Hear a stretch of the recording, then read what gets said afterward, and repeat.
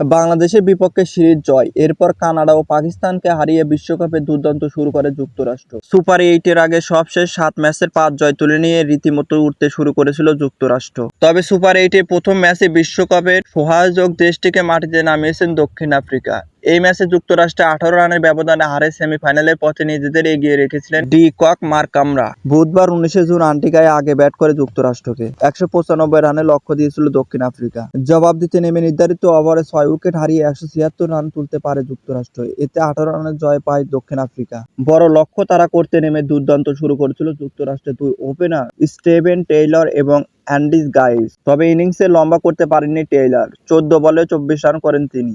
Gauss এক প্রান্ত আগলে রাখলে উইকেট মিছিল শুরু করে বাকিরা। Nitish Kumar 8, Aaron Jones 0, Corey Anderson 12 এবং সায়ান জাহাঙ্গীর 9 বলে 3 রান করে আউট হন। এরপর হারমিত সিংকে সঙ্গে নিয়ে লড়াই করে থাকেন গাউস। 33 বলে 50 তুলে নেন এই ডানহাতি ব্যাটার। গাউসের মারকুটে ব্যাটিংয়ে ভর করে শেষ 12 বলে যুক্তরাষ্ট্রের লক্ষ্য তারায় 28 রান। কিন্তু 19তম ওভারে প্রথম বলে হারমিত আউট হলে চাপে পড়ে তারা। কিন্তু গাউসের বলে রানের অপরিচিত ইনিংস খেললেও হার এড়াতে পারেননি যুক্তরাষ্ট্র। নির্ধারিত ওভারে 6 উইকেট হারিয়ে 176 রান তুলতে পারে তারা। এতে 18 রানে জয় পায় দক্ষিণ আফ্রিকা। যুক্তরাষ্ট্র হয়ে সর্বোচ্চ 3 উইকেট শিকার করেন কাগিসো রাবাদা। এছাড়া কেশব মহারাজ, তাবিজ সামি এবং এনরিক নাকরিয়া একটি করে উইকেট নেন।